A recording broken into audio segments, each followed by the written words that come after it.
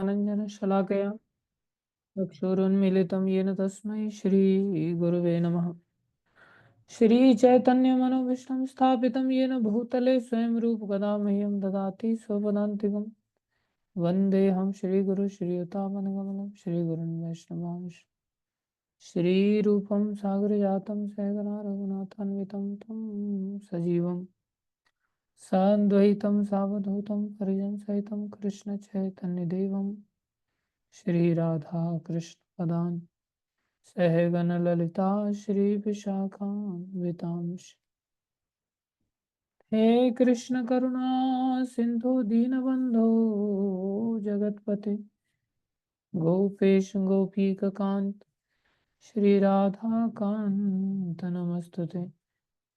तप्त कांचन गौरंगी राधे वृंदावनेश्वरी वृषभानुसुते देवी प्रणमामि हरिप्रिये। वाञ्छाकल्पतरुभ्यश्च कृपा सिन्धुभ्य एव च पतितानां पावनेभ्यो वैष्णवेभ्यो नमो नमः। जय श्री कृष्ण चैतन्य प्रभु नित्यानंदा श्री अद्वैत गदाधर शिवासादि गौर भक्तवृंद। हरे कृष्ण कृष्ण कृष्ण हरे हरे हरे राम राम राम हरे हरे। हरे कृष्ण कृष्ण कृष्ण हरे हरे हरे राम राम राम हरे हरे। हरे कृष्ण कृष्ण कृष्ण हरे हरे हरे राम राम राम हरे हरे। गुरुवे गौरचंद्राय राधिकाय तदालय कृष्णाय कृष्ण भक्ताय तद्भक्ताय नमो नमः। हरे कृष्ण। हरि बोल। एक माता जी आई थी मंदिर में। क्या हुआ? दिनेश प्रभु से पूछना। स्टे करना चाहते थे तो क्या हुआ उनका? हाँ। हरे कृष्णा। सभी भक्तों का हार्दिक अभिनंदन है, स्वागत है। गुरु वैष्णव की दया से हम लोग उपदेशामृत के अंतर्गत चर्चा कर रहे हैं। कृपा करके सभी ध्यान से सुनिए। वाचो वेगम मनसा क्रोध वेगम जीवा वेगम उदर उपस्थ वेगम एतान वेगान यो विषहेत धीरा सर्वामपि मां पृथ्वी शशिष्यात्। बहुत दिव्य श्लोक है और आप सभी से मेरी प्रार्थना है, कृपा करके सब लोग इसे गले का हार बना लो। हार की जब बात की जाए तो कितनी अंदर से खुशी मिलती है ना, कि मेरे माँ ने मेरे को हार गिफ्ट किया, पिताजी ने गिफ्ट किया, पति ने गिफ्ट किया, मेरे जन्मदिन पर गिफ्ट किया, नए साल पर गिफ्ट किया। दूसरों को भी दिखाते फिरते, देखो देखो मेरे को ये वाला हार मिला है, इसमें हीरा भी लगा हुआ है, इसमें बढ़िया सोना भी है। बहुत कीमती है, 2-4 लाख रुपए का है। कोई ना भी देखना चाहे, जबरदस्ती उसके सामने जा जा के घूम घाम करके आएंगे, देखो देखो मैंने हार पहना हुआ है। तो वो हार तो संसार का इस शरीर के साथ ही नष्ट हो जाएगा, लेकिन ये हार अगर हम गले का बना लें तो ये भगवान तक को आकर्षित करने वाला हार है।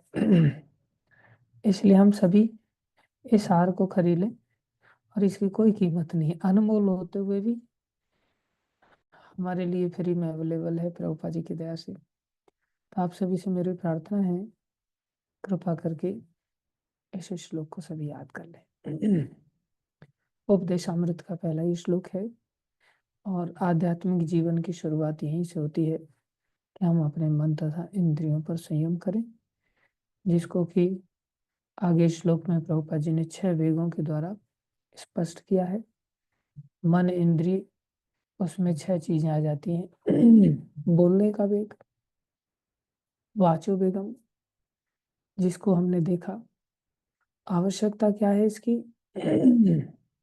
हमने चर्चा किया था, कृष्ण रूपी साध्य को पाने के लिए हमें भक्ति रूपी साधन अपनाना पड़ेगा। भक्ति रूपी साधन को सुगम बनाने के लिए ये कुछ उपदेशों के अमृत हैं जिनको हमारे जीवन में लाना ही होगा, अन्यथा हमारा भक्ति मार्ग बहुत कठिन हो जाएगा। हो सकता है अभी हमें कठिन नहीं लग रहा हो, जैसे विद्यार्थी जब शुरुआत में नहीं पढ़ता और जब आखिरी दिन एग्जाम होता है तो वो किताबें ढूंढता है कि कल मेरा ये सब्जेक्ट का एग्जाम है और वो सब्जेक्ट की किताब ही नहीं मिल रही है। एक बार हम छोटे थे, शायद फोर्थ में थे, तो किताब ढूंढ रहे थे, तो हमारे पिताजी बोले क्या ढूंढ रहे हो, आधा घंटे से। कहा किताब ढूंढ रहे हैं। इसलिए किताब ढूंढ रहे हो? मतलब कल परीक्षा है, कल परीक्षा और आज तुम किताब ढूंढ रहा है। इधर आ, मैं तेरे को पढ़ाता हूँ। बुलाया पास में, 4 थप्पड़ जड़ दिए फटाक फटाक। भगवान की कृपा से किताब मिल गई थी उस दिन, और फिर पढ़ पढ़ा करके एग्जाम भी दे दिया। तो प्राय हमारे लिए फिर वो कठिन हो जाता है। शुरुआत में गिल्ली डंडा खेलना, क्रिकेट खेलना, कबड्डी खेलना। दिनेश प्रभु हो गया, मेरे को नहीं पता, मैंने नहीं बताया।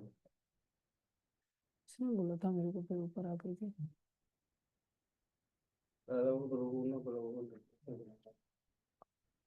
चलो ठीक है। तो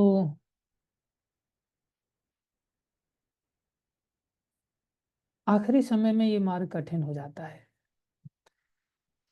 वो हमें शुरुआत में एहसास नहीं होता। हम सभी को इस मार्ग को कठिन नहीं बनाना है, इस मार्ग को सुगम बनाना है। वैष्णव सेवा प्रभु ने बोला था, वैष्णव सेवा प्रभु को संपर्क करो, पता करो क्या हुआ। ये मार्ग कठिन नहीं बनाना हमने, ये मार्ग को सुगम बनाना है। सुगम बनाने के लिए इन बातों का ध्यान करना पड़ेगा। सबसे पहली बात क्या थी? वाचो वेगम, हमें बोलने के वचन को, वेग को कंट्रोल, फालतू की बातें नहीं। इसको कैसे नियंत्रित किया जा सकता है? बोले नहीं नियंत्रित करेंगे तो मेढक बन जाएंगे और सांप को आमंत्रित करेंगे, मृत्यु को आह्वान करेंगे। बहुत ज्यादा ताकत हमारी इस बोलने के वेग से खत्म हो जाती है। इसलिए महाराज युधिष्ठिर के जैसा होना चाहिए, फालतू की बातें, सच बोलने का प्रयास करें, अर्थात कृष्णमयी बातें करनी, कृष्ण चर्चा। फिर दूसरा हमने देखा था वाचो वेग, मनसा, मन का वेग, मन को कृष्ण की सेवा में सोचने में लगाना है, रात दिन कृष्ण का सोचे। हमारी यूनिक सेवाएं क्या हो सकती है वो हम स्वयं डिसाइड कर सकते हैं, गुरु जी से बातचीत करके डिसाइड कर सकते हैं, भक्तों से चर्चा करके डिसाइड कर सकते हैं, और हमें यूनिक वे में भगवान की किसी न किसी सेवा में जिसमें हमारी रुचि हो उसका चिंतन करना चाहिए। मानसा, क्रोध वेगम, क्रोध वेग बड़ा खतरनाक है। हालांकि सब वेग खतरनाक ही हैं, अन्य दोष भी हैं। काम, क्रोध, लोभ, मोह, मद मत्सर, ईर्ष्या, दंभ, कपट, ये सब बड़े खतरनाक हैं। लेकिन अन्य चीजों को आदमी अच्छा मान लेता है, क्रोध को वो समझ पाता है कि क्रोध बुरी चीज है। तो क्रोध को सेवा में लगाया जा सकता है, जैसे हनुमान जी ने लगाया, चैतन्य महाप्रभु ने लगाया, अर्जुन ने लगाया।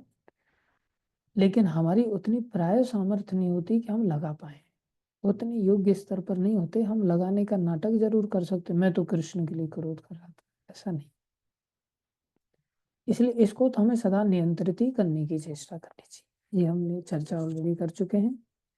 इसके पश्चात जीवावेग की भी हम चर्चा कर चुके हैं। जीवावेग सभी इंद्रियों में सबसे प्रधान है।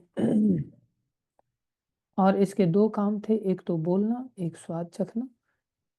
जो स्वाद लेना है ये भी हमारे लिए हानिकारक है, इसलिए जीवा को रोकना बहुत जरूरी है।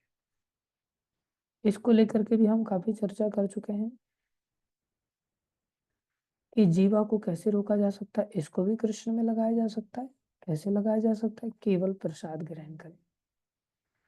प्रसाद कैसे ग्रहण करें?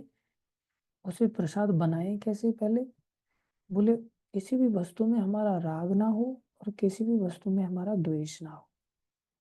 जैसे भोग लगा रसगुल्ले का, तो हमारा रसगुल्ले में राग के साथ खाएंगे, अरे ये महाप्रसाद मिला है, और एकदम प्रसन्न होकर के खाएंगे।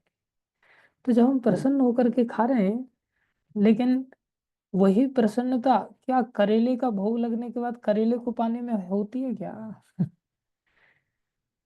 तो करेले का भोग लगा और करेले की सब्जी जब हमारे सामने आई और उसको खाने में नहीं है, तो ये दर्शा रहा है कि हमारा रसगुल्ले में राग है, महाप्रसाद वाला राग नहीं है, रसगुल्ले वाला राग है। तो वो महाप्रसाद की तरह हमारे जीवन में काम नहीं करेगा। काम नहीं करेगा तो फिर सोचे इतने दिन से मैं प्रसाद ही खा रहा हूँ, मेरी इंद्रियां नियंत्रित क्यों नहीं हो रही, जीवा नियंत्रित क्यों नहीं हो रही। तो जीवा नियंत्रित होगी नहीं, कभी नहीं होगी। आदमी कई बार बोलता है ना, प्रभु जी आप ठीक कहते हैं, सब छोड़ छाड़ देना चाहिए, ऐसा कर लेना चाहिए, वैसा कर लेना चाहिए, लेकिन ये बात अंदर से नहीं आती। बोले अंदर से जब आएगी ना तब करेंगे। आप कह रहे हैं अच्छी बात है, फिर अंदर से क्या आता है? बोले अंदर से आता है रसगुल्ला खाना है, अंदर से आता है जलेबी खानी है, अंदर से आता है मैच देखना है, अंदर से आता है रील्स देखने हैं, अंदर से आता है मूवीज देखने हैं, अंदर से आता है कार्टून्स देखना है। तो अंदर से जो चीज आ रही है तो आदमी तो उधर ही जाएगा ना। तो अंदर से किधर जा रहे हैं हम? तो हमारी इंद्रियां तो उधर लेके जा रही हैं संसार में। इंद्रियों को कृष्ण की ओर लेकर के जाना है तो कुछ तो अभ्यास करना पड़ेगा ना। व्यक्ति को टर्न लेने के लिए कुछ तो स्टेयरिंग घुमानी पड़ेगी ना। तो स्टेयरिंग घुमाने के लिए क्या करना पड़ेगा? बोले सिंपल, केवल प्रसाद बनाना पड़ेगा। प्रसाद कैसे बनेगा? बोले हम राग द्वेष विमुक्तस्तु विषयान इंद्रिय शरण, इंद्रियां प्रसाद के रूप में बिना भोग लगाए भी खाएंगी, और राग द्वेष अगर नहीं रहेगा तो वो प्रसाद बन जाएगा। और राग द्वेष अगर हमारा है और भोग लगा के भी खा रहे हैं, रसगुल्ले का भोग लगाया उसमें हमारा राग है, और करेले का भोग लगाया उसमें हमारा द्वेष है, तो हम फिर करेले को भोग लगा करके भी खाएंगे तो करेला प्रसाद की तरह काम नहीं करेगा, न रसगुल्ला प्रसाद की तरह काम करेगा। दोनों ही चीजें प्रसाद की तरह काम करेंगी उन भक्तों के लिए जिनके मन में ये राग द्वेष नहीं है। जैसे झाड़ू ठाकुर थे, ऐसे वैष्णव थे, वो वैष्णवों का बड़ा सम्मान करते थे। तो उनके एक मित्र थे, तो उनके मित्र के घर पर वो आम लेकर के गए। वो वैष्णव थे, उन्होंने जाकर के उनको प्रणाम किया और केले पकड़ा दिए, ये आम पकड़ा दिए, आम खाई। क्योंकि भक्तों के साथ जब आदान प्रदान होता है तो वही तो सत्संग होता है। 6 सत्संग होते हैं। ददाती कुछ देना, प्रतिगृहणाति फिर कुछ लेना, अगर वो दे रहे हैं हमको तो हमें कुछ वापस भी लेना चाहिए। गुह्यम आख्याति अपने हृदय की बातें व्यक्त करना, पृच्छति वो जो कहें हमें अपनी ओर से सुनना चाहिए। भूंगते खुद उनके द्वारा प्रसाद खाना चाहिए, भोजय थे उनको प्रसाद खिलाना चाहिए। ये 6 काम होते हैं जिससे सत्संग पूरा होता है। तो ये अपनी ओर से आम लेकर के गए, खाली हाथ नहीं जाना चाहिए भक्तों के पास, तो आम लेकर के गए। अब उन्होंने आम दे दिए और थोड़ी देर हरी चर्चा हुई और उन्होंने कहा आप लोग आम वो जो है भोग लगा के खा लीजिएगा।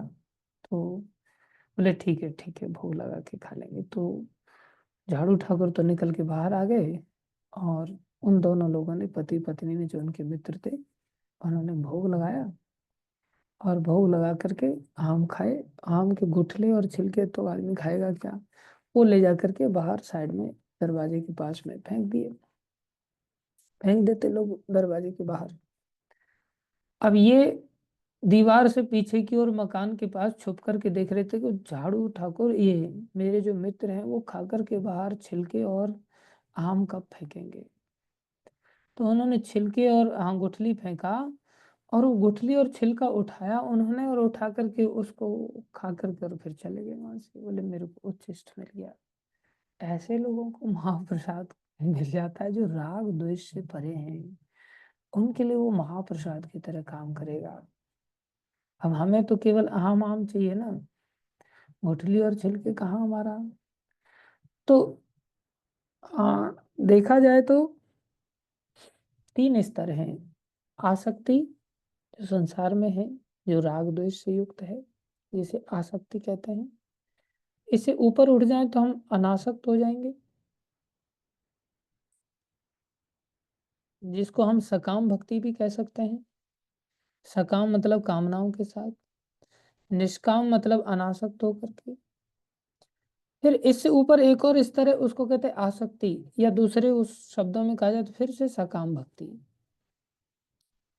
ध्यान दें, सबसे नीचे वाला सकाम, फिर निष्काम, और फिर से सकाम। दूसरे शब्दों में आसक्ति, अनासक्ति, और फिर से आसक्ति। बोले क्या मतलब है इसका? इसका मतलब है कि अगर हम संसार में आइटम्स के प्रति अपनी इच्छाओं को आसक्त करके रखते हैं कि मुझे आम चाहिए, केला चाहिए, चीकू चाहिए, अनार चाहिए, बोले अनार कौन झंझट पालेगा, इतना काटना, छीलना, फिर उसमें से एक एक बीज निकालना, उसमें से भी कपड़े पे दाग पड़ जाते हैं, निकाल। अनार नहीं चाहिए, अनार तुम लोग खा लेना। अभी आम चाहिए, केला चाहिए, चीकू चाहिए, सेब चाहिए, अमरूद, अमरूद भी नहीं चाहिए, दांत में बीज बीज फंस जाते हैं, अमरूद आप लोग खा लेना। तो अंगूर चाहिए, वो भी बिना बीज वाले ब्लैक अंगूर चलेंगे, बाकी वाले खट्टे वाले आप लोग खा लेना, मीठे वाले हम। तो ऐसे अगर मेरी कुछ चीजों में आसक्ति है, और फिर वो चीज मैं भोग लगा के भी खा रहा हूँ एक प्रकार से, तो भी वो इतना बड़ा प्रसाद की तरह काम नहीं करेगा। दूसरा, मेरी आसक्ति नहीं, राग और द्वेष मेरा है ही नहीं, आसक्ति है ही नहीं, अनासक्त स्तर पर चला गया। उस स्तर पर मैं भोग लगाऊंगा भी या नहीं भी लगाऊंगा तो भी वो प्रसाद की तरह ही काम करेगा। तीसरा स्तर आसक्ति का, फिर से वो कौन सी आसक्ति? बोले नहीं, अब मेरे को भगवान के लिए भोग लगाना है, भगवान को ये चीज अच्छी लगे। जैसे शबरी माता है, चुन चुन करके, टेस्ट कर करके, अरे मीठे भगवान को भोग लगने चाहिए, वैसे ही नहीं, ऐसे ही भगवान के भक्तों को बढ़िया बढ़िया चीज भोग लगनी चाहिए। तो उसमें फिर से आसक्ति है, लेकिन आसक्ति खुद को लेकर के नहीं, आसक्ति मतलब किसी चीज की हैंकरिंग होना और अटैच्ड हो जाना उस चीज के प्रति। हैंकरिंग व्यक्तिगत है तो गंदी आसक्ति है, इससे ऊपर उठेंगे तो अनासक्त हो जाएंगे, इससे और ऊपर उठेंगे तो अच्छी वाली आसक्ति आएगी। अच्छी वाली आसक्ति मतलब कृष्ण के लिए, अच्छी वाली आसक्ति मतलब भक्तों के लिए। ये बात ध्यान देने वाली बात है। अभी जैसे कई बार कुछ लोगों का ऐसा भाव होता है कि जैसे हमारा ही खुद का भाव होता है ना, आसक्ति से जुड़े हुए लोग हैं तो पहले तो खुद को खाने में बढ़िया बढ़िया आइटम देख करके बढ़िया अच्छा लगता है, आनंद आ जाता है। फिर वही आइटम हम उनको भी खिलाने में अच्छा अनुभव करते हैं जो हमारे शरीर से संबंधी हैं। जैसे हमारे ही बच्चे हैं, बेटा तू आम खा ले, तूने खा लिया मेरा पेट भर गया, तो उसको खाते हुए देख देख करके अंदर से बड़ी खुशी मिलती है। तो वो भी देखा जाए तो कोई ऐसा नहीं कि दूसरे के प्रति आसक्ति हो, दूसरा है ही नहीं, वो तो अपना ही है ना। उसको कहते हैं एक्सटेंडेड सेंस ग्रेटिफिकेशन, विस्तारित इंद्रिय तृप्ति। तो हमारा ही विस्तार है, तो हमारे विस्तार में हमारे बच्चों को देखते हैं, हमारे पति को देखते हैं, पत्नी को देखते हैं। पहले वही फूल तोड़ करके खुद सूंघ लेता था, अभी सोचता है ये पत्नी के लिए लेकर के जाता हूँ। फिर वो सूंघती तो ऐसा लगता है मैं ही सूंघ रहा हूँ, कितनी खुशी मिलती है आदमी को। तो वो भी क्या है, शरीर से संबंध होने के कारण आसक्ति ही है। इसलिए वो आसक्ति का जो भोग है, बोले वो तो बेकार है, वो अच्छा नहीं है, वो व्यक्तिगत ही है। दूसरे से आसक्ति हो जाए, जैसे हम अपने बच्चे को खा करके सिखाते हैं और अच्छा लगता है और नजर उतारते हैं कहीं नजर ना लग जाए हमारे लाला को, इसने बढ़िया खा रहा है, इतना अच्छी तरह से खा रहा है, किसी दूसरे के सामने भी नहीं खाने देते, खा बेटा तू ज्यादा खा रहा है, कोई दिक्कत नहीं, किसी और की नजर लग सकती है, मेरी तो नहीं लगेगी, कम से कम मेरा बेटा है। तो ऐसे खूब खिलाते रहते उसको। ऐसा ही सीन भक्तों को लेकर के भी हो जाता है कई बार। जब हमारी आसक्ति आत्मा के स्तर पर डेवलप होती है तो यही कृष्ण को लेकर के और भगवान के भक्तों को लेकर के हो जाएगा। जब हम भक्तों को खाते हुए देखेंगे तो अंदर से बड़ी खुशी मिलेगी। ऐसी आसक्ति नेचुरली ब्रजवासियों में पाई जाती है, नेचुरली। हालांकि मैं भी ब्रजवासी हूँ तो नेचुरली मेरे अंदर भी होगी, इसमें कोई बड़ाई की बात नहीं है, मैं क्या करूँ इसमें, इसमें अपने को बुरा कैसे बताऊं, बताओ। खैर, एक ब्रजवासी माता की घटना सुनाता हूँ। एक महात्मा सुबह सुबह गिरिराज जी की परिक्रमा करने के लिए निकले तो मधुकरी मांग करके, ब्रज देश ऐसा है जहाँ केवल आ, बिना कुछ किए ही मांग करके आप किसी के घर से भी रोटी खा सकते, दुनिया में कोई नहीं मिलेगा। जहाँ किसी के घर में भी जाकर के आप बिना जान पहचान करके भी राधे श्याम हरे, वो भी साधु लोग खा लें, ऐसा कहीं नहीं मिलेगा। लेकिन ब्रज ऐसा है जहाँ लाखों साधु पड़े हुए हैं और वो कभी भूखे नहीं रहते। तो महात्मा जाने वाले थे, तो एक माता जी के घर में चले गए। बोले सोचे कि परिक्रमा लगेगी, लंबा समय लगेगा, धूप हो जाएगी, थोड़ा जल्दी चले जाते हैं। तो रोटी वगैरह तो किसी के यहाँ बनी नहीं होगी, कम से कम छाछ पी लेते हैं। तो छाछ मांगने के लिए चले गए राधे श्याम। तो माता निकल के, थोड़ी बूढ़ी माता थी, बोले बोल बाबा जी, मैया थोड़ी सी छाछ मिल जाए, गिरिराज जी की परिक्रमा देवे जा रहे हैं। अच्छा बाबा, ठीक है, बैठ जाइए। तो बिठा दिया। उनको देर लगी लाने में, वृद्ध माता थी। तो बोले अच्छा मैया, फिर मैं जा रहा हूँ, कोई बात ना है, फिर कब पी लूंगा आई के। अरे बाबा, बूढ़ी हूँ भाई, तो बड़ी जल्दी पड़ रही है, थोड़ी देर रुक नहीं सकता क्या? ठहर जा आराम से, धीरे धीरे काम कर पाती मैं, इतना जल्दी नहीं। तो बाबा बैठ के, फिर माता ने डांटा अंदर से। और अंदर से वो बड़ा सा बेला भर के, बेला मतलब थाली एक प्रकार की, बेला भर के लेकर के आ गई। और उन्होंने पिया तो देखा कि तो छाछ नहीं, दूध है। और वो भी दूध में भी बूरा डला हुआ है, मीठा दूध है। और वो भी नहीं, उसमें भी घी डला हुआ है। तो बाबा बोले मैया, मैंने तो तुम्हें छाछ लाने के लिए बोला था। तो मैया बोली अरे बाबा, सवेरे सवेरे मेरे बालक खेत जोतने गए, खेत जोतने के लिए गए बैलों को लेकर के, उनको तो मैंने छाछ पिलाया गुड़ के साथ। अब तू गिरिराज जी का बेटा है, अब गिरिराज जी के बेटा को भी अगर मैं मेरे बेटों की तरह छाछ पिला दिया तो गिरिराज बाबा मेरे से क्या बोलेगा? तेरे बेटों को भी छाछ और मेरे बेटों को भी छाछ, मतलब मेरा कोई वैल्यू नहीं है। बोले गिरिराज बाबा को क्या जवाब दूंगा फिर मैं? इसके चलते बाबा जी, मैं तो तुम्हारे लिए फिर दूध लाया, छाछ तो ऐसे ही फुकट में मिल जाती है ब्रज में। बोले इसलिए मैं तुम्हारे लिए दूध लाई, और दूध में भी थोड़ा सा बूरा और घी डाल करके लेके आई, पी ला चुपचाप। बाबा बेचारा डर के मारे पी लिया उसने। और बाबा हैरान हो गए, देखो इन ब्रजवासियों का साधुओं के प्रति, भक्तों के प्रति कैसा प्रेम। तो जब हम दूसरों को खिलाते हैं, दूसरों के प्रति आसक्ति रखते हैं, लेकिन प्राय ऐसा स्तर आता नहीं आसानी से। एक बार हम गुरु महाराज की सेवा में थे, मंदिर में, जुहू मंदिर में थे बॉम्बे में। तो वहाँ पुजारी दरवाजे पर एक डलिया लेकर के आया रास बिहारी के प्रसाद की। कई सारे भक्त लोग बैठे हुए थे। महाराज का मुंह दरवाजे की ओर था और हमारा मुंह महाराज की ओर था। तो बेल बजा, तो सबकी नजर पीछे गई, किसने बजाया? महाराज की नजर तो सीधी दरवाजे की ओर ही थी। तो दरवाजा खोला उस पुजारी ने।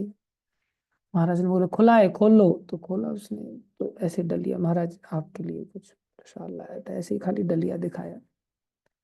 तो इतनी देर में महाराज ने एक भक्त को बोला चल, तो डलिया ले ले वहां से।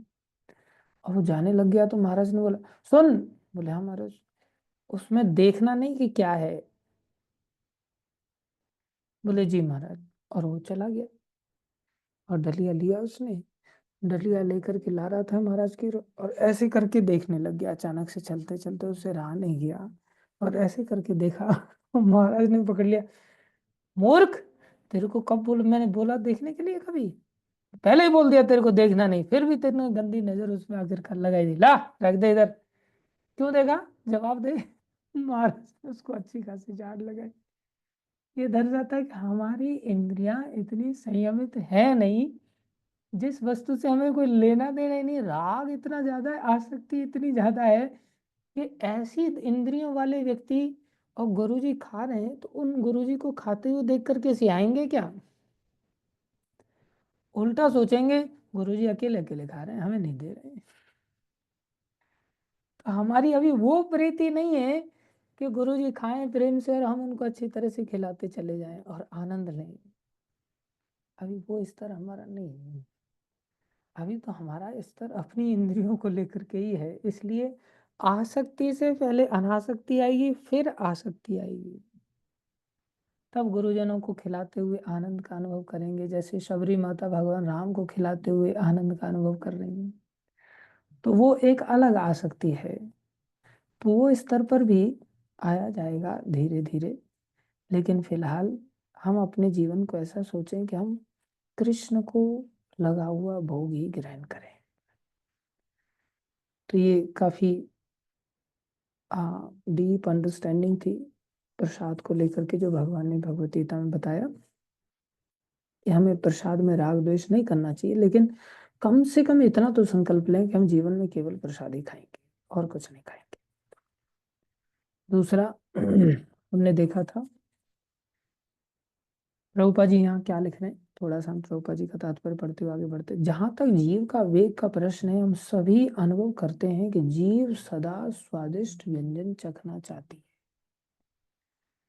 अब हम स्वादिष्ट व्यंजन की भी चर्चा कर रहे थे। आसक्ति हमारी स्वादिष्ट लोग स्वादिष्ट वस्तुओं को लेकर के है ना।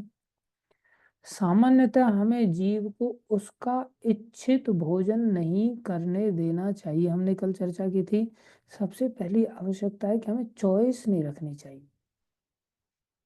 करेक्ट। हमें चॉइस, जो प्रभुपा जी यहाँ लिख रहे हैं, इच्छित भोजन नहीं करने देना चाहिए। और चॉइस के साथ साथ अगर हमें बिना चॉइस के भी कोई दे और वैरायटी दे, उससे क्या होता है, हमारा मन खिंच जाता है और फिर हमारा मन भोग वृत्ति में चला जाता है। फिर हमारा मन रजोगुनी बन जाएगा और तमोगुनी बन जाएगा। रजोगुनी बन जाएगा तो हमारे अंदर उस भोजन को खाने के बाद बहुत पैशनेट विचार आएंगे, भोगों की इच्छा उत्पन्न हो जाएगी, और ज़्यादा खाएंगे, ओवर ईटिंग हो जाएगी, क्योंकि हमारे अंदर वैरायटी को लेकर अच्छा ये भी चख लेता हूँ, थोड़ा ये भी चख लेता हूँ, थोड़ा ये भी चख लेता हूँ। ऐसे संयमी तो है नहीं, चाहे पेट फट जाए। एक बछड़ा गौशाला में हमारे खुल गया बेचारा, और खुल गया तो दाना रखा हुआ था, गेहूं का दलिया वगैरह सब रखे हुए थे, तो खुल गया तो इतना दलिया खा लिया उसने, इतना दलिया खा लिया कि आखिर में उसका पेट फाड़ना पड़ा।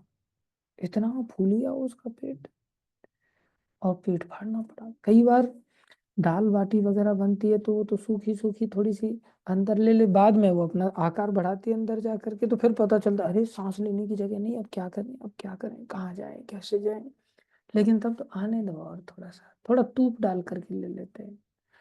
तूप मतलब महाराष्ट्र में घी को कहते हैं। बोले थोड़ा घी डाल करके मिला, चलो एक दो और खा लेते हैं, गर्मा गर्म है ये, चलो ये भी खा लेते हैं, चलो अभी ये छोले भी आ रहे, लाओ लाओ इसको, खीर भी आ रही, ले आओ इसको भी ले आओ। सब बराबर सेट करते हैं एकदम से, जैसे मिस्त्री चिनाई करता है ना बिल्डिंग की, ऐसे एक एक लेयर लगा लगा के, इधर से भी इधर से भी, कहीं गैप बचने नहीं देते बिल्कुल, नहीं तो बोले लीक मारेगी दीवार, इसलिए पूरा फिलिंग करके ऊपर तक लेकर के चले जाते हैं। बोलिए बहुत खतरनाक है, बाद में इसके परिणाम भोगने पड़ते हैं। इसलिए no choice and no variety. और दूसरा हमने बताया था क्वांटिटी, कितनी मात्रा में हमें लेना है। कई बार हम कुछ काम नहीं कर रहे हैं तो हमारी डाइट कम होनी चाहिए, कुछ काम कर रहे हैं तो हो सकता है डाइट हमारी बढ़ जाए। ऐसा नहीं कि इतना ही खाना है किसी भी हालत में, ये व्यक्ति व्यक्ति पर वेरी करता है। लेकिन हर व्यक्ति धीरे धीरे अपने आप में फील कर सकता है कि 50% कैसे पेट को भरना है। मतलब खाने के बाद भी तुरंत आधा घंटे में फिर से भूख लग रही, मतलब हमने पर्याप्त नहीं खाया है। हाँ, भूख ओरिजिनल वाली होनी चाहिए, लेकिन ये भी ध्यान देने वाली बात है, भूख दो तरह की होती है। जैसे हाँ, दो तरह के भक्त होते हैं, एक रियल डिवोटी और एक होता है सूडो डिवोटी, मतलब झूठा वाला नकली डिवोटी। ऐसी दो तरह की भूख होती है। एक होती है, एक जेनरिक भूख होती है, जेनरिक हंगर कहते हैं, जो जेन्युइन होती है कि हाँ जिसको रोटी दिया जाए, खिचड़ी दिया जाए, चावल दिया जाए, दाल दिया जाए, पराठे भी हो सकते हैं, पापड़, जो दे दिया जाए उससे वो पेट भर जाएगा, भूखा है ना, भूख लगी है। बोले भूख में तो दूसरे दिन की 2 दिन की बासी रोटी भी बिस्किट नजर आती है, अगर भूख है तो। दूसरा होता है सूडो हंगर, उसमें क्या होता है, मेरे को मोमोज की भूख लगी है, मेरे को मैगी की भूख लगी है, मेरे को छोले भटूरे की भूख लगी है, वो फिर किसी अन्य आइटम से तृप्त नहीं होगी, फिर वो उसके लिए वो स्पेसिफिक ही आइटम ही चाहिए, तो वो भूख नहीं है।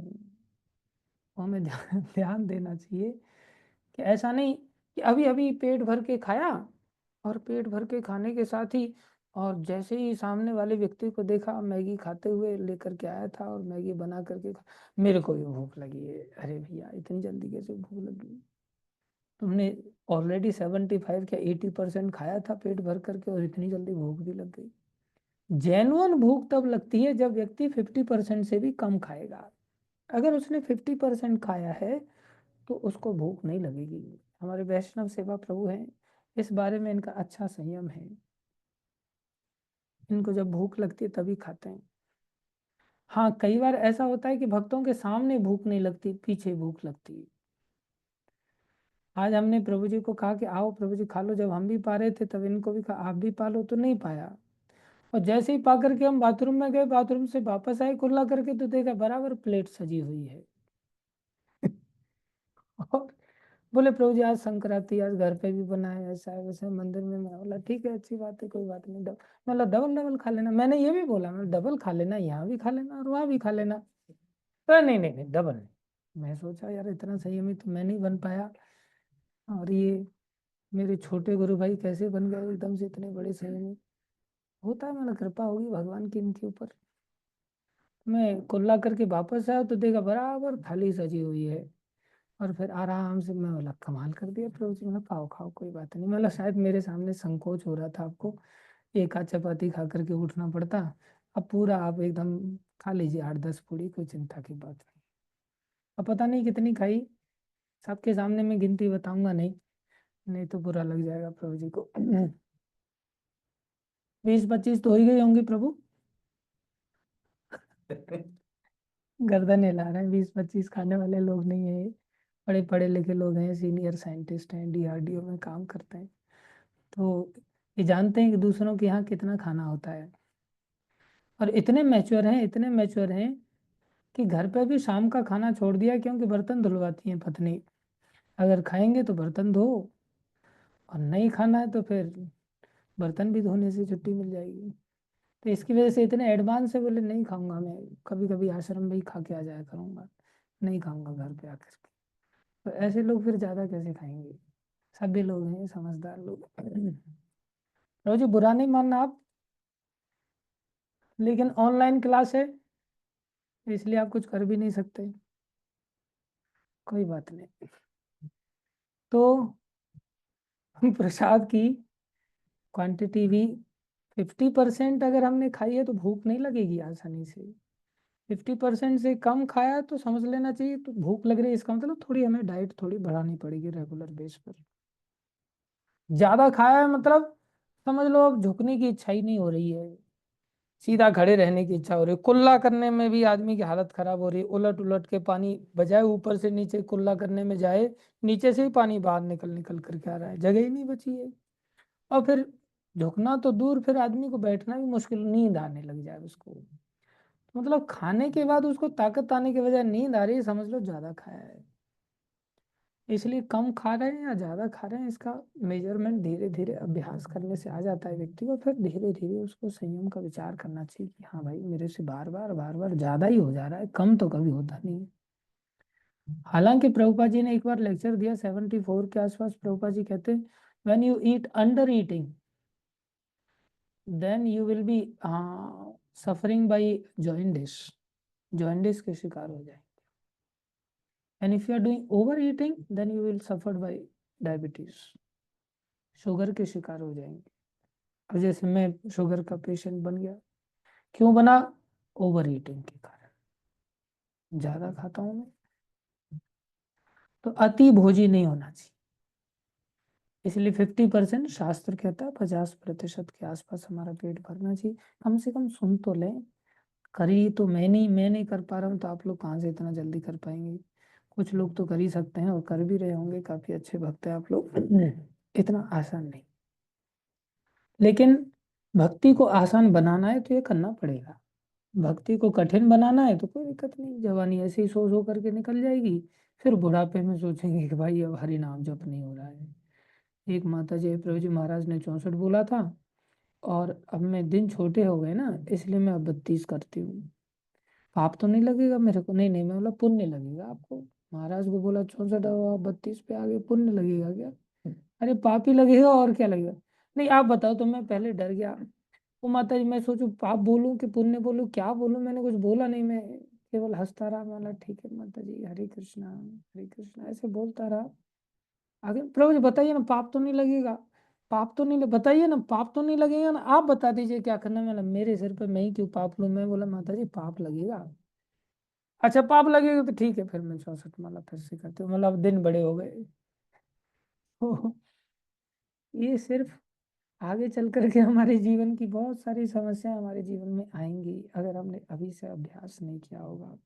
इसलिए प्रभुपाद जी लिख रहे हैं, हमें सामान्यतः जीव को उसका इच्छित भोजन नहीं करने देना चाहिए। एक बार गुरु महाराज के मन में इच्छा हुई जलेबी खाने की। देखो संत लोग कैसे कैसे तरीके अपनाते हैं अपने जीवन को नियंत्रित करने के लिए।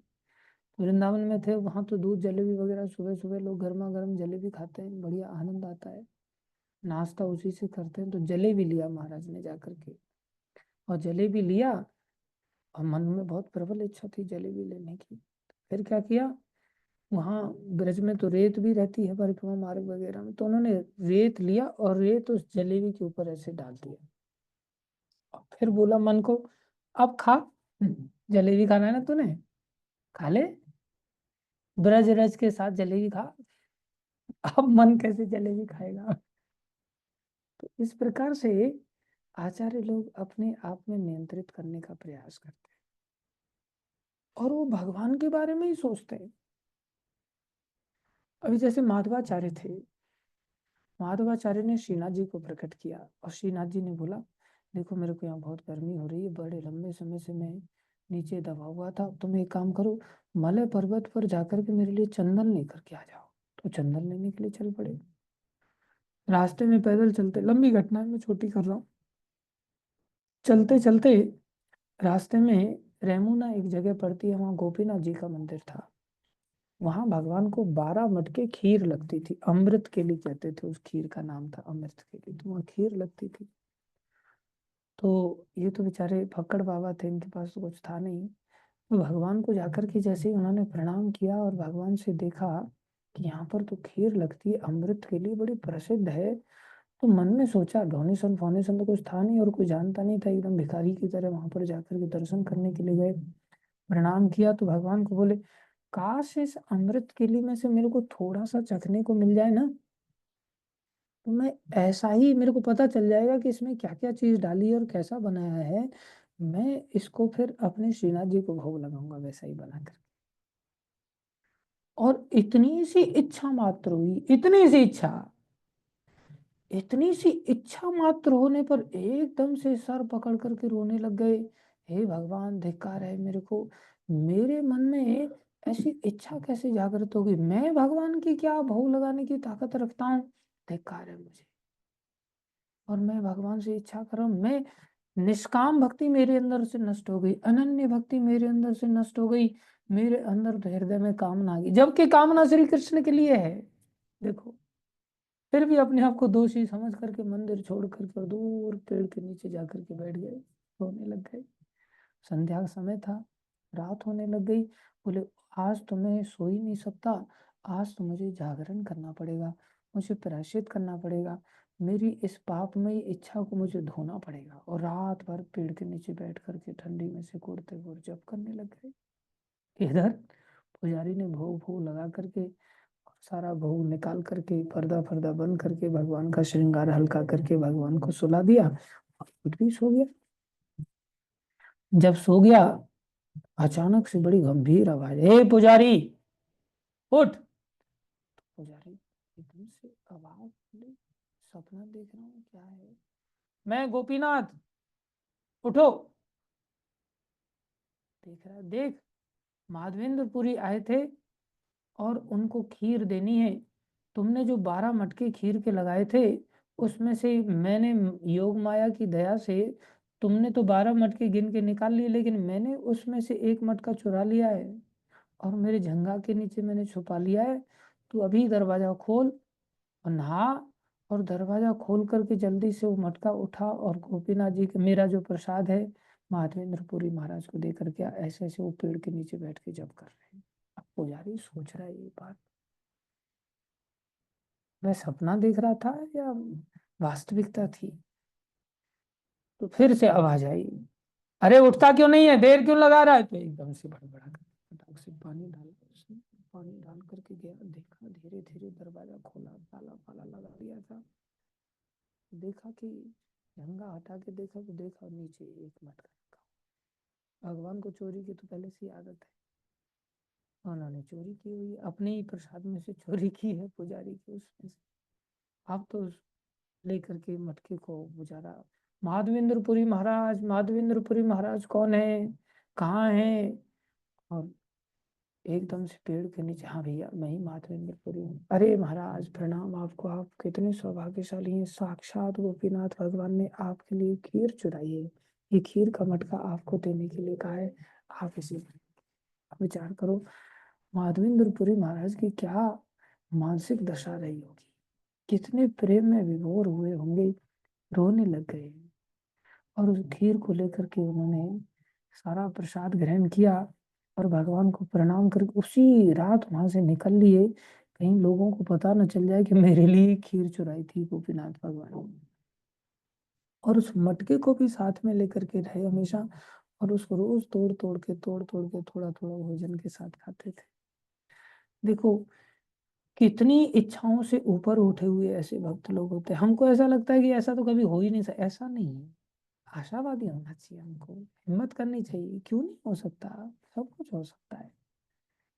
माधवेंद्रपुरी महाराज का इतना ऊंचा स्तर, भगवान के लिए इच्छा में भी अपने को कोस रहे, मेरे अंदर इच्छा कहाँ से आ गई, भगवान के लिए तो क्या असंभव है, वो तो अपना अमृत केली का जुगाड़ सब कुछ कर ही सकते हैं। मैं मूर्ख अमृत केली का जुगाड़ कर रहा था, और देखो मेरे अंदर ही वासना आ गई, मेरे अंदर ही स्वाद लेने की वृत्ति आ गई। कैसे भक्त होते हैं। इन भक्तों का चरित्र सुनने मात्र से एकदम से एक श्रद्धा की छाप पड़ जाती है हमारे हृदय पर, और फिर वो श्रद्धा धीरे धीरे धीरे धीरे विकसित होती है अगर हम रोज ही थोड़ा थोड़ा साधन करने लग जाए तो। इसलिए प्रभुपाद जी ने कहा सामान्यतया हमें जीव को इसका इच्छित भोजन नहीं करने देना चाहिए, लेकिन प्रसाद प्रदान करके उसे वश में करना चाहिए। ऐसा भी नहीं कि कुछ भोजन ही नहीं देना चाहिए। प्रभुपाद जी लिख रहे हैं प्रसाद दे और इसे वश में करना चाहिए। भक्त का भाव तो यह होता है कि वह तभी खाएगा जब भगवान श्री कृष्ण उसे प्रसाद देंगे। अब देखो माधवेंद्रपुरी का कितना ऊंचा भाव था, भगवान खुद से देंगे। हम लोग तो क्या करते हैं, नहीं दे रहे हैं तो पुजारी के सामने मंदिर में दर्शन करने गए हैं तो 50 रुपये चढ़ाएंगे और दिखाएंगे, देख भाई 50 रुपये चढ़ा, देख 50 रुपये चढ़ा। और पुजारी को नहीं चढ़ाएंगे तो भक्तों को देंगे घूस। देखो प्रभु जी ये लीजिए, एकादशी का दक्षिणा रह गया था, और मैं हर एकादशी आपको दक्षिणा देता हूँ, और ये रखिए आप। अरे इतना बड़ा डोनेशन बॉक्स मंदिर में लगा है, भगवान को दिखा रहे हो या हमें दिखा रहे हो, किसी को क्या दिखाना, जा करके डोनेशन बॉक्स में डाल दो। वो चीज दिखा करके देना या बिना दिखाई देना बेस्ट है, बिना दिखाई देना। तो हम तो खन खना करके ऐसे दिखा दिखा करके, ये देखिए प्रभु जी चेक भी खन, अरे चेक को भी डोनेशन बॉक्स में डाल दो। गिनने वाले डोनेशन बॉक्स जब खोलते तो उसमें से चेक तो निकलता ही है ना। फिर भी देना है तो किसी अथॉरिटी को दे दो, कोई ऐसा दिक्कत की बात नहीं है, लेकिन दिखाने की वृत्ति ठीक नहीं है सेवा को लेकर के। और फिर हम दिखा दिखा करके देते, फिर पुजारी भी देख रहा, अच्छा इसने 100 का नोट चढ़ा है, चल तेरे लिए बड़ा कुल्हड़। और फिर तो हम ही झंगा झंगा में चुरा लेते उस भक्त के लिए बड़ा डब्बा भाई इसके लिए, और जिसने नहीं दिया उसके लिए कुछ भी नहीं, बस बतासे ले जा, थोड़ी चिनोरी ले जा, पंजीरी ले जा, चलता फिरता नजर आ। बहुत हो गया यार, एक आध फूल दे दिया चरणों का, बस राधे श्याम। और जिसने लाओ लाओ गार्लेंड लाओ, भगवान की गार्लेंड लाओ, पूरा माला निकाल करके ला के, बोले माला से, माला में कुछ ज्यादा कृपा हो गई और जैसे फूल में कृपा कम रह गई, ऐसा कुछ नहीं है। लेकिन मानसिक दशा हम लोगों की ऐसी है, ढोल नगाड़े वाली व्यर्थ की, इसलिए जीवन शैली बड़ी सरल होनी चाहिए और ऐसी ऊंची स्थिति होनी चाहिए जो यहाँ पर हम चर्चा कर रहे थे माधव में। भक्त का भाव तो यह होता है कि वह तभी खाएगा जब भगवान श्री कृष्ण उसे प्रसाद देंगे। बोले मेरी इच्छा कैसे होगी इस अमृत के लिए को पाने की, मेरे अंदर से इच्छा कैसे होगी। ऐसे भक्तों को भगवान भला भूखा रखेंगे बताओ। माधवेंद्र पुरी को तो भगवान लोटा का दूध भी लेकर के आए गोवर्धन में। बहुत घटनाएं भक्तों की ऐसी हैं। अरे भगवान खुद कुकिंग करते हैं। इतने भक्तों के ऐसे सुंदर सुंदर चरित्र हैं। चरित्र सुनाएंगे तो यहाँ फिर लेट हो जाएंगे। जीव के वेग को वश में करने का यही उपाय है। ये ध्यान दें। मतलब प्रिंसिपल याद रखें कि प्रसाद खाने से हमारी वृत्ति कृष्ण की याद में जाए। ये प्रिंसिपल है। प्रसाद खाने से कृष्ण की याद ना आकर के हमें एक प्रसाद खाने के बाद हाँ छोले बहुत बढ़िया थे, हाँ भटूरे थोड़े से कच्चे रह गए थे, हाँ राजमा एकदम क्वालिटी था, लेकिन चावल एकदम हाँ भंगार थे। एक प्रकार से चावल जो है राशन वाले थे। चावल बासमती नहीं बना, चावल बढ़िया होते। तो हमें याद किस चीज की आ रही है प्रसाद पाने के बाद?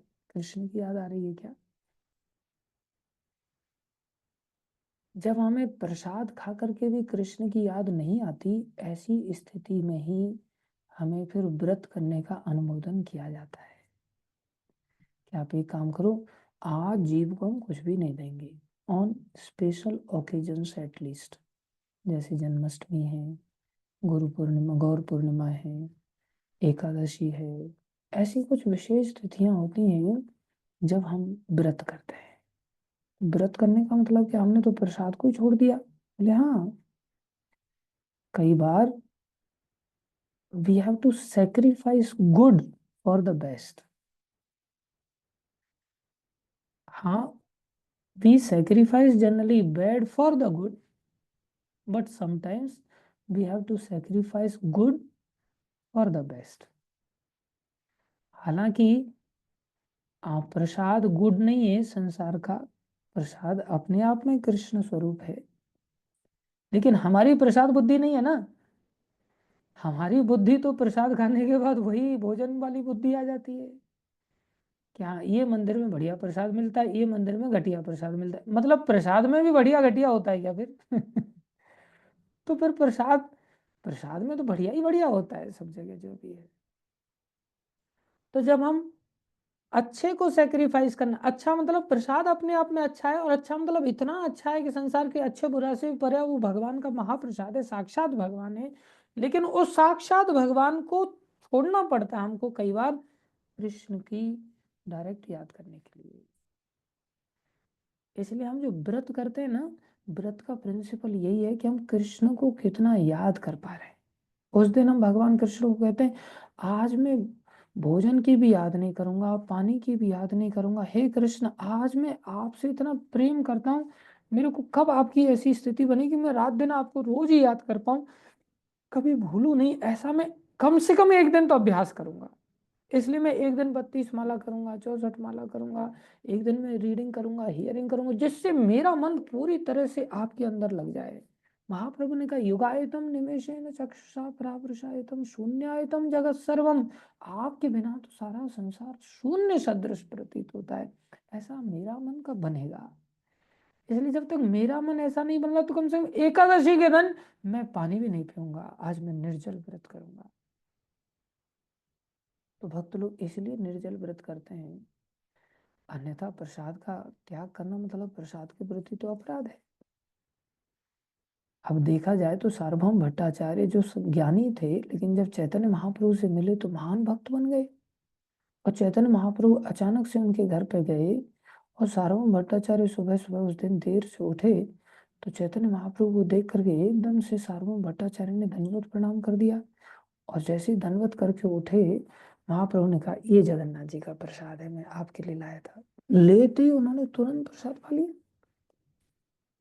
और तुरंत प्रसाद खा लिया तो महाप्रभु बोले सार्वभौम आप ब्राह्मण हो और आप वेदों के जानने वाले हो, आपने कितने सारे वेदों को मेरे को खुद पढ़ाया 7 दिन तक कंटिन्यूस रूप से, और आप इतने बड़े वेदज्ञ, इतने सदाचारी, इतने सुंदर अपने कुलीन ब्राह्मणत्व को प्राप्त करने वाले और ये महान पुजारी होते हुए, आप जगन्नाथ जी के सेवक होते हुए बिना नहाए धोए आपने खा लिया, ऐसे कैसे खा लिया? तो फिर सार्वभौम भट्टाचार्य बोले, अरे महाप्रभु, बोले प्राप्ति के साथ ही पा लेना चाहिए इसको। शास्त्र कहता है प्राप्ति के साथ ही तुरंत ग्रहण कर लेना चाहिए, देर नहीं लगानी चाहिए। इसलिए मैंने तुरंत इसको ग्रहण कर लिया। नहाना धोना इन सब चीजों से तो, ये महाप्रसाद तो बहुत ऊपर ऊपर की बात है। पता नहीं अगला क्षण मेरे पास होगा कि नहीं होगा। इसलिए जब एकादशी के दिन हमारे सामने कोई प्रसाद लेकर के आए, तो बोले प्राप्ति के साथ ही खा लेना चाहिए। सार्वभौम भट्टाचार्य की घटना से सीखने को मिलता है। ये सीखने का दृष्टिकोण नहीं है इस घटना से। सीखना है कि सार्वभौम भट्टाचार्य के इस भाव को देख करके कि कितने शुष्क ज्ञानी थे, इनका महाप्रसाद वगैरह इन सब चीज में कोई रुचि नहीं थी। आज इनके हृदय में कितनी भगवान के प्रसाद को कृपा की दृष्टि से देख रहे हैं। अर्थात भगवान के प्रसाद को ये प्रसाद के आइटम वाइज नहीं देख रहे हैं, ये कृपा की दृष्टि से देख रहे हैं। लेकिन हम ऐसी कृपा की दृष्टि से कहाँ देख सकते हैं? हम तो आइटम की दृष्टि से देखते हैं। खाने के बाद, प्रसाद खाने के बाद कृष्ण की याद कहाँ आती है? प्रसाद खाने से पहले बोले जप जितना हो जाए, खाने के बाद तो फिर जप मुश्किल हो जाता है। जब प्रसाद खाने के बाद तो और जप अच्छा होना चाहिए। अभी जैसे प्रसाद खाया रूप गोस्वामी ने, सनातन गोस्वामी ने, रूप गोस्वामी ने खीर बनाई जो राधा रानी ने स्वयं बनाई थी, उसी खीर को सनातन गोस्वामी ने एकदम से अष्ट सात्विक विकार जागृत हो गए और बोले भैया तुम भी खा के देखो, ये खीर साधारण नहीं है, संसार की खीर नहीं लगती। उनको भी खिलाई, प्रसाद खा खा करके एकदम से दिव्य स्वरूप जागृत हो गया। ऐसा प्रसाद तो प्रभुपा जी ने इस्कॉन की बुलेट्स के रूप में गुलाब जामुन खिलाए थे। उन विदेशी लोगों को अपने हाथों से बना बना करके बड़े प्रेम से भोग लगाते भगवान को। उनमें वो प्रसाद बुद्धि थी कि उनकी बुद्धि नहीं थी, वो तो उनको तो पता भी नहीं थे गुलाब जामुन होते क्या है। वो प्रसाद समझ करके खाना चालू किया तो एकदम से भक्त बनने लगे प्रसाद की तरह। महाभागवत वैष्णव थे प्रभुपा जी, इसलिए उस प्रसाद में वो ताकत थी। चाहे तुम देखो या मत देखो, लेकिन हम तो प्रसाद खिला ही रहे हैं। हमारे साथ ऐसा है कि ना भोग लगाने वाला इतना ताकतवर है, ना बनाने वाला ऐसी बुद्धि से बना रहा है। वो बनाते बनाते ही खाए जा रहा है और फिर नाम मात्र के लिए भोग लगा रहा है कोई जबरदस्ती वाले हिसाब किताब से। और फिर बांटने वाला पहले से ही स्टॉक करके या फिर दुखी हो करके बांट रहा है।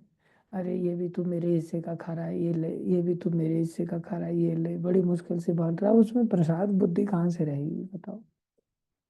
वो प्रेम है ही नहीं।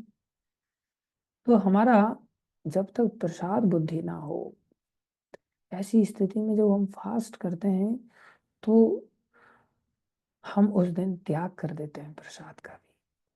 अन्यथा अपराध लगता है प्रसाद का त्याग करने।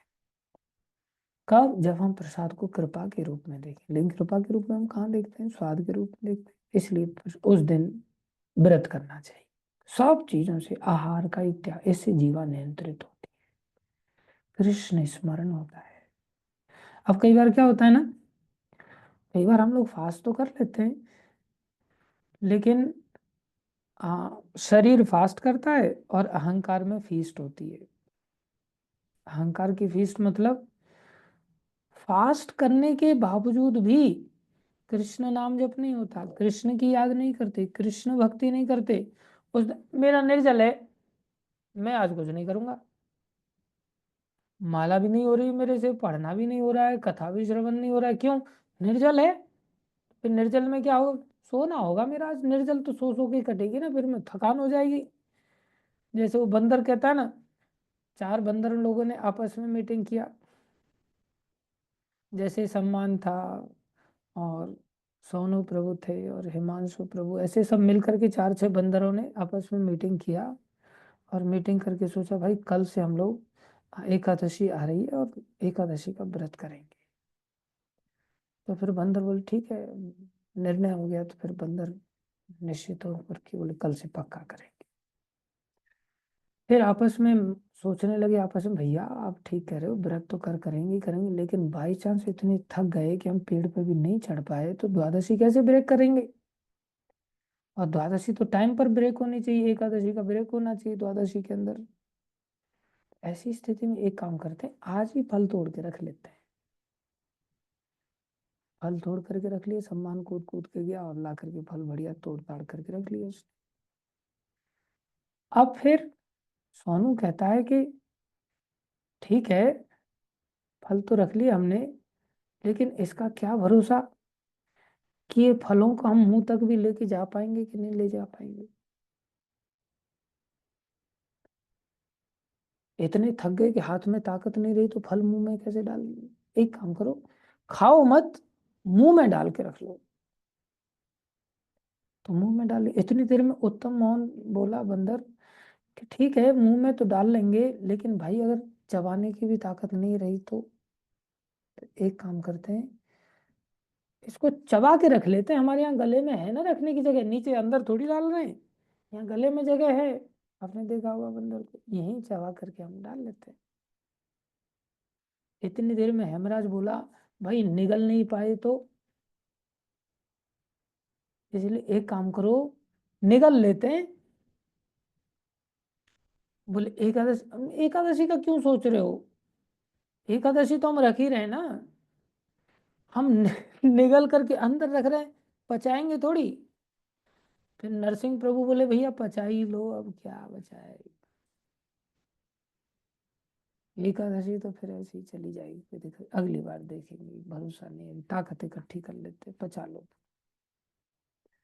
तो इस प्रकार से हमारा जो फास्ट होता है ना, कई बार प्राय ऐसा वाला फास्ट होता है। बोले जाग करके अगर निर्जल व्रत किया और ताकत नहीं बची और गिर के मूर्छित हो गए तो फिर व्रत टूट जाएगा। अरे व्रत किस चीज के लिए ले रहे हो, प्रिंसिपल तो पता करो कम से कम। व्रत का उद्देश्य है कि हम कृष्ण की उस दिन सब चीजों को, इवन भोजन और पानी को भी भुला करके कृष्ण की याद करेंगे। अब कृष्ण की याद आने के बजाय बार बार नींद की याद आ रही है, कोई काम नहीं कर रहे हैं कृष्ण के लिए, कुछ नहीं कर रहे हैं, उससे अच्छा भैया फिर खा लो, खा करके कृष्ण की सेवा करो। तो हमें सोचना चाहिए इस बात को। अब इस बात को लेकर के आदित्य वामन इस नियम का पालन करता है। वो इतना बड़ा मीटिंग्स में भाग नहीं लेता। वो देखता है कि हाँ बेस में प्रसाद मिल रहा है एकादशी के दिन, तो वहां जा करके ठूस लेगा, या फिर दूसरी जगह मिल रहा है तो वहां जा करके ठूस ठूस लेगा वो। और फिर जहां मिलेगा वहां बराबर डेरा जमा देगा। बोले आज तो एकादशी है प्रभु जी, प्रणाम प्रणाम प्रणाम, सबको बढ़िया एकदम झोक झोक करके हाथ जोड़ जोड़ करके प्रणाम करके और बढ़िया जुगाड़ पानी कर लेता है वो किसी सेंटर से भेदभाव नहीं करता है। हर सेंटर में जाकर के लगे तो 3 बार प्रसाद पाएगा, किसी को पता भी नहीं चलेगा, सबको लगेगा कि हमारे यहाँ ही प्रसाद पाया इसने, बाकी किसी जगह खाया ही नहीं। 3 जगह डेरा जमा देगा। लेकिन चलो फिर भी कृष्ण की याद करे तो अच्छी बात है। उद्देश्य हमारा होना चाहिए कृष्ण की याद करना, तो हमारा फास्ट फास्ट है। वो हम बिना पानी के करें अच्छी बात है, सेक्रीफाइस कर रहे हैं ना, प्रसाद को तो प्रसाद देख नहीं रहे।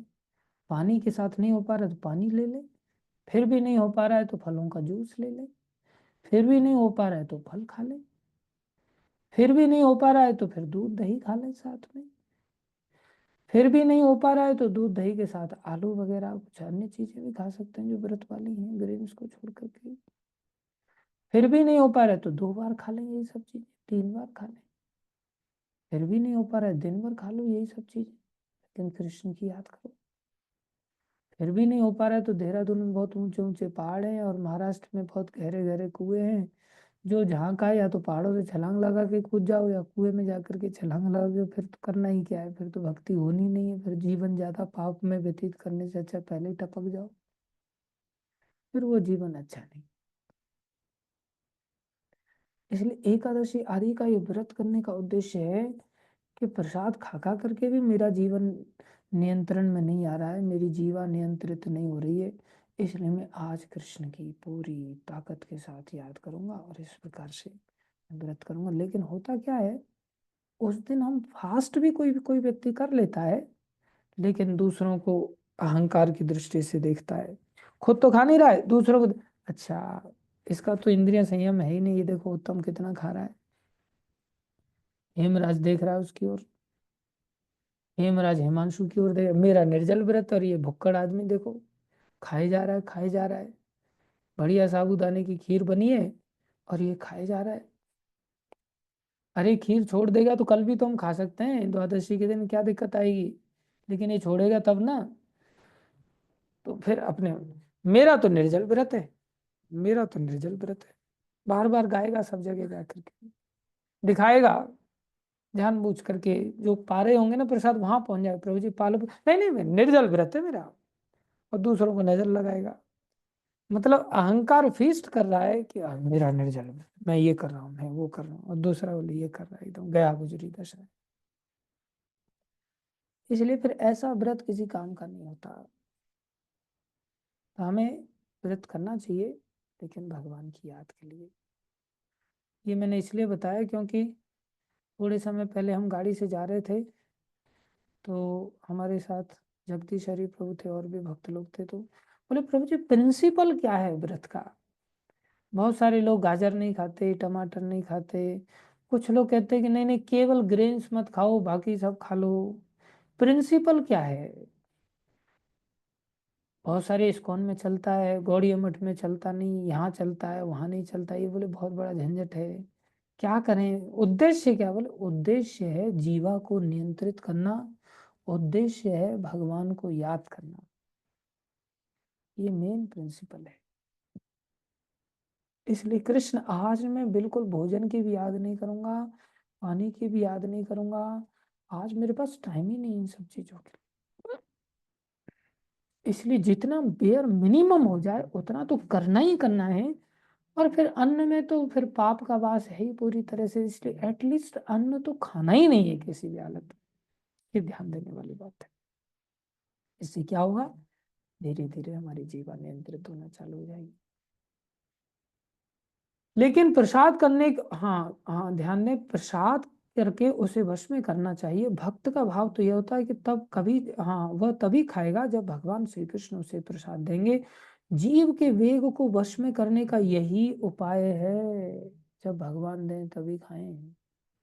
मनुष्य को चाहिए कि नियत समय पर प्रसाद ग्रहण करे, ये प्रभुपाद जी की विशेष लाइन है। फ्रीक्वेंसी की चर्चा कर रहे थे, चॉइस नहीं अर्थात प्लस वैरायटी नहीं। दूसरा, हमें एज ए मर्सी के रूप में प्रसाद को देखना चाहिए, आइटम वाइज नहीं देखना चाहिए जैसे सार्वभौम भट्टाचार्य देख रहे थे। तीसरा, हमारी फ्रीक्वेंसी मैच होनी चाहिए, अर्थात जो फ्रीक्वेंसी पर हम ले रहे हैं, सुबह ले रहे हैं शाम को ले रहे हैं, बस उसी समय लेना चाहिए। और सुबह दोपहर शाम 3 बार ले तो 3 बार खाओ, लेकिन ऐसा नहीं कि हर समय मशीन चली रही है बकरी की तरह, ऐसा नहीं। बोले अभी प्रसाद आ गया, अभी प्रसाद आया तो मैं क्या करूं। बोले प्रसाद आया तो उसको रख लो, दूसरे टाइम जब खाओगे तब खा लेना। इसलिए एकदम प्रभुपाद जी बिल्कुल इंतजार नहीं करते थे, जो समय फिक्स था उसी समय पर वो प्रसाद लेते थे। इससे आपकी बहुत सारी बीमारियां ठीक हो जाएगी, अगर हम केवल इतना सा नियम का पालन कर लें। अरे आध्यात्मिक जीवन में प्रगति तो दूर की बात है, भौतिक दृष्टि से हम स्वस्थ होना चालू हो जाएंगे, अगर इन बातों को हम गंभीरता से स्वीकार कर लें। भौतिक जीवन हमारा सुगम हो जाएगा, अन्यथा डॉक्टर्स को पैसा दे दे करके हम बर्बाद हो जाएंगे। इसलिए मनुष्य को चाहिए कि नियत समय पर प्रसाद ग्रहण करें। और होटलों या मिठाई की दुकानों में, हम कह रहे थे पहले ही आपको कि पहले हमारा कल्चर नहीं था मार्केटिंग का, प्रसादम का, भोजन आदि का, लेकिन आजकल तो मार्केट लगी हुई है, दुनिया भर की वैरायटी है, हर तीसरी दुकान आपको खाने की मिलेगी आज मार्केट में। इतना एलोरमेंट है, बोले इसे नियंत्रित करना पड़ेगा। ये नहीं कि प्रभु जी गिरिराज जी जब मैं आता हूँ ना, तो फिर भगवान सिंह की कचौड़ी के बिना नहीं रह पाता, फिर मेरा दिन में एक चक्कर तो लग ही जाता है। अब मैं ये बात उत्तम के लिए नहीं कह रहा हूँ क्योंकि वो लगाता नहीं है, दूसरे भक्त लोगों को लगवाता है बस। मनुष्य को चाहिए कि नियत समय पर प्रसाद ग्रहण करें। होटलों या मिठाई की दुकानों में मात्र अपनी जीभ या पेट की इच्छा पूर्ति के लिए भोजन ना करें, बहुत खतरनाक है। एक ब्रह्मचारी हमारे आश्रम में रहने वाला, और वो क्या करता, घर वालों से पैसा मंगाता और रोज चटर मटर खाने के लिए इधर उधर जाता, खूब पैसा उड़ाता है वो। और बड़ी एकदम भद्दी शक्ल, प्रभु जी धोती कुर्ता दो ना, मेरे धोती कुर्ता खत्म हो। वाह बेटा, पैसा खाने के लिए पैसे हैं तेरे पास, और धोती कुर्ते के लिए आश्रम वाले तेरे को धोती कुर्ता देंगे। और अपनी इच्छा अनुसार कभी जहाँ जाना है वहाँ घूमता रहता है, कोई आज्ञा नहीं लेना, कोई समर्पित होकर के उस प्रकार से जीवन नहीं जीना। और धोती कुर्ते के लिए ऐसे दिखाएगा जैसे बिल्कुल निर्भर है, पूरी तरह से सरेंडर्ड सोल है, जैसे इसके पास अकाउंट में कुछ पैसे धेले हैं ही नहीं। कितना डेंजरस है ये। धोती कुर्ते के लिए पैसे नहीं। ऑनलाइन घड़ी मंगा लिया उसने बढ़िया सी, वो घड़ी मैंने जब्त कर ली, दूसरी घड़ी मंगा ली उसने, ये प्रभु जी आपको गिफ्ट कर दी, मेरे को कहता आपको गिफ्ट कर दिया, आपने जब्त क्या किया, आपको गिफ्ट कर दी। वाह भैया कितना होशियार है। ऐसे कैसे बच्चे लोग हैं, और ऐसे दिखाते जैसे हाँ बिल्कुल नादान है और बहुत इनोसेंट हैं, जैसे कुछ कितने सरल हैं, भोले हैं। लेकिन एक चावल से पता चल जाता है कि सारा भोजन कच्चा है या पक्का है। इसलिए प्रभुपाद जी कहते हैं पेट की इच्छा पूर्ति के लिए भोजन ना करें। अब जब मिठाई और होटलों के लिए बोलते हैं तो भंडारे खाने के लिए थोड़ी प्रभुपाद जी बोल रहे हैं कि जाओ भंडारों में अलग अलग जगह पर, आज यहाँ दक्षिणा भी मिल रही है, आज यहाँ बढ़िया आइटम भी मिल रहा है। और पूछते हैं लोग भंडारे में, ये वाले भंडारे में क्या और वो वाले भंडारे में क्या है। जीवन समर्पित करने के लिए बाद भी भंडारे की सोच रहती है। यदि हम केवल प्रसाद ग्रहण करने के नियम पर टिके रहें तो उदर तथा जीव के वेग हमारे वश में हो सकते। दोनों वेगों को प्रभुपाद जी ने एड्रेस कर दिया, उदर और जीव दोनों ही एड्रेस कर दिए, दोनों ही नियंत्रित हो जाएंगे, एक साथ तो नियंत्रित हो। जीवा की वजह से उदर भरा पड़ता है, उदर फटने लग जाता है एक प्रकार से, उधर भी बाहर आ जाता है। जीव नियंत्रित तो पेट अपने आप नीचे चला जाएगा, जीव नियंत्रण नहीं तो पेट नियंत्रण, सीधी सी बात। Thank you. आगे बढ़ेंगे हम कल के दिन, आज के लिए इतना ही। श्रील प्रभुपाद की जय, श्री गुरु महाराज की जय, अनंत कोटि वैष्णव वृंद की जय, आप सब भक्तों की जय। जय हरे कृष्ण।